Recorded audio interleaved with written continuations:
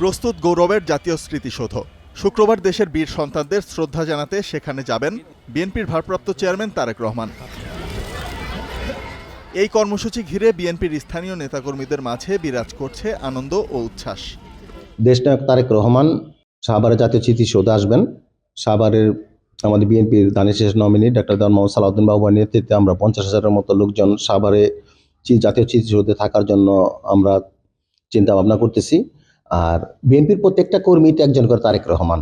আমরা আমাদের বুকের তাজা রক্ত দিয়ে ইনশাল্লাহ তারেক রহমানের সমস্ত নিরাপত্তা এবং অনুষ্ঠানের শৃঙ্খলা সম্পন্ন রক্ষা করব। সারা বাংলাদেশ থেকে বা বিভিন্ন অঞ্চল থেকে যারা নেতা তারেক রহমানকে দেখতে কিংবা এক পলক দেখতে স্মৃতিসৌধে আসবেন এবং তার আসার পথ সুগম এবং মানুষের নির্বিঘ্নে বাড়ি ফেরা পর্যন্ত শেষ মুহূর্ত পর্যন্ত আমরা ঢাকা জেলা স্বেচ্ছাসেবক দল আমরা পাশে থাকব।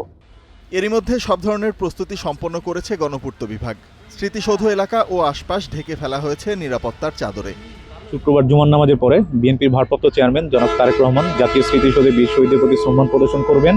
সে উপলক্ষে আমরা স্মৃতিসৌধ এবং গণপূর্ত কর্তৃপক্ষ স্মৃতিসৌধকে পরিষ্কার পরিপাটি করে শ্রদ্ধা নিবেদনের জন্য প্রস্তুত রেখেছি। ইউনিফর্ম পুলিশধারী সদস্যরা বিভিন্ন স্থানে রয়েছে। সাদা পুলিশে যে আমাদের পুলিশ সদস্য আছে, সাদা পোশাকে পুলিশ সদস্যরা মোতায়েন রয়েছে। এছাড়াও অন্যান্য যারা আমাদের যেহেতু অনেক লোকজনের সমাগম হতে পারে, এই বিষয়টি মাথায় রেখে আমাদের বিভিন্ন জায়গায় ট্রাফিক যারা আছে ট্রাফিক বিভাগকে আমাদের সতর্ক করা হয়েছে।